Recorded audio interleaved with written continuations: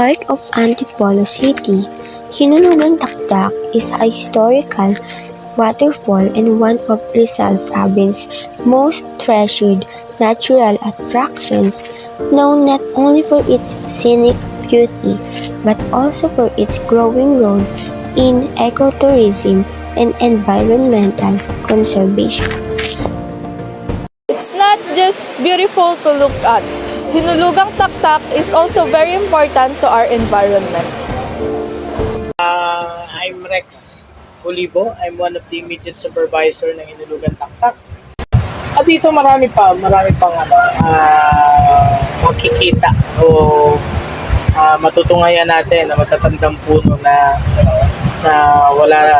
wala sa ibang lugar. Unang-una dito mo makikita ang Antipolo tree, which is kung saan nanggaling yung pangalan ng Antipolo. So marami pa siya dito. Yung mga nara natin na mga 100 years old na nandito, samot-saring puno at mga halaman, mga punong nakakagamot, mga halamang nakakagamot nandito pa. At the same time, ganun din yung ating mga ibon, marami pa rito, mga wild animals like mammals like bayawak, nandito pa.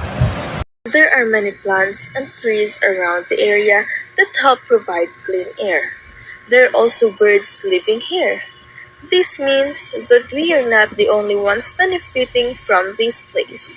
The waterfall also helps maintain the natural flow of water in the area. It contributes to regulating temperature and provides fresh air to the surroundings. In short, it is part of the ecosystem that helps keep the nature in balance.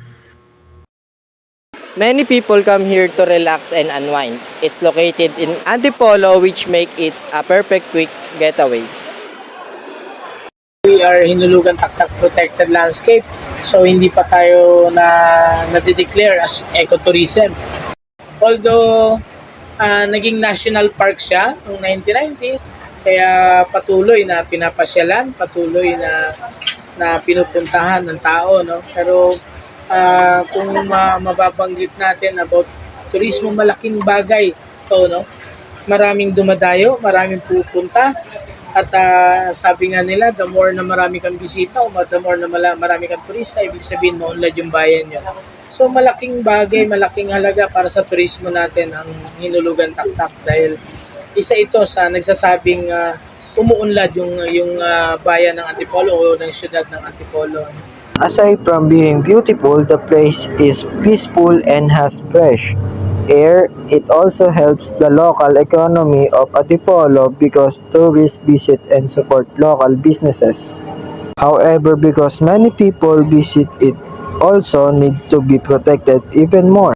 Hindi po tumitigil yung ating lokal na gobyerno para manumbalik yung dating ganda ng Hinulugan Taktak. Sa totoo lang, kung babalikan natin yung mga nakalipas, hindi po lokal na gobyerno ang may hawak sa ating Hinulugan Taktak. National na gobyerno po, national government po ang umahawak, which is the Department of Environment and National Resources, na sila po yung matagal na panahon na pinangalagaan ang Hinulugan Taktak. Subalit kakulangan o kulang sa pondo, kakulangan sa budget para mapaganda, maibalik yung dating ganda na Hinulugan Taktak. Nawa ay nakipagtulungan ng ating lokal na gobyerno para makatulong, no? Para ma-develop yung ating Hinulugan Taktak. Ang taong 2014, sinimulang i-develop, sinimulang gawan ng proyekto o programa. Local government of Antipolo plays a big role in taking care of Hinulugan Taktak. There are rules that visitors must follow, such as proper waste disposal and avoiding activities that can damage the nature.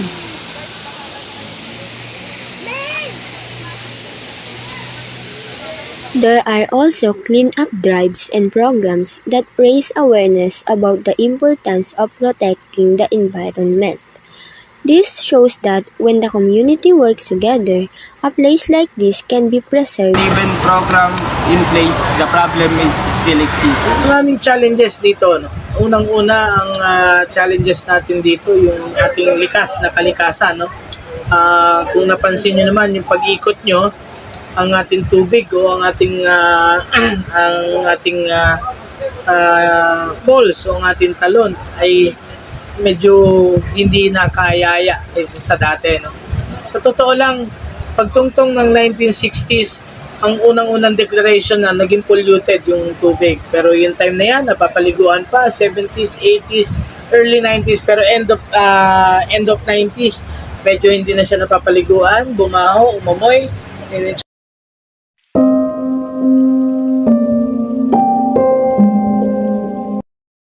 Second challenges namin dito, alam natin tayo ay nature, marami tayong puno, marami tayong sanga na matatanda na rin. Yung mga sanga na yan, kalimitan pagka nababasa, naaarawan, bumibigat, napuputol yung mga sanga. At blessing in disguise, wala man namang nadisgrasya o na tinamahang tao. Pero isa po yan sa mga challenge na what if na meron tayong madisgrasya dahil sa kalikasan.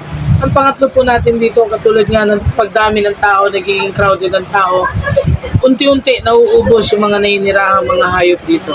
Unti-unting nag-aalisan, naglalayasan. Pero alam naman natin na pagka yung may mga araw na kakaunti ang tao, bumabalik sila at nandiyan pa rin naman sila sa paligid. More and more challenges, marami. The more na dumadami kang turista, the more din dumadami yung manininda. Minsan hindi na rin kaaya-aya, minsan hindi na rin maayos yung pinagpupwestuhan nila. Mga challenges na yan, kailangan i-balance, kailangan itama, kailangan iwasto. Kasi pag hindi po natin naagapan hanggat maaga, hindi po natin matutunghayan kung ano talaga ang pwede pang madatna, alituntunin na ating dapat sundin. Unang-una, tayo po ay zero waste management. Wala po tayong basurahan sa loob ng hinulugang taktak. Ang basura po na makikreate po natin sa loob ng hinulugang taktak ay obligado po nating iuwi. Not only ang ating mga empleyado na ang ating tinuturuan, ganun din po sa ating mga bisita. At una, marami nagagalit. Kayo po doon, bawal tayong sigarilyo, vape, lighter, cigarette sa loob, lalo na yung alak. May karampatang multa din yan, no? May karampatang parusa din yan sa mahuhuling nagbe-vape o naninigarilyo sa loob. Bakit? At ang pangatlo, isa pong inalaga natin, yung mga halaman, yung mga hayop, bawal po dito ang plantito-plantito. Bawal po kumita sa mga bulaklak, bawal po magputol ng sanga, bawal po magtanggal ng mga ugat ng mga puno. Yun lang naman po yung mga tangi hinihiling namin. Mga ilang alituntunin na kailangan sundin.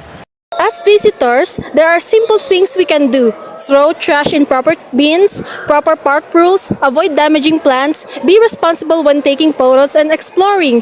If each of us does our part, it will make a big difference in preserving the beauty of this place. Hinulugang Taktak is not just a tourist destination. It is a proof that beautiful nature still exists even in the middle of urban development. The decision is ours, whether we want this place to remain beautiful for the next generation. In the end, this is not just about tourism, but about responsibility. Let us protect nature because when it is gone, we can never replace it.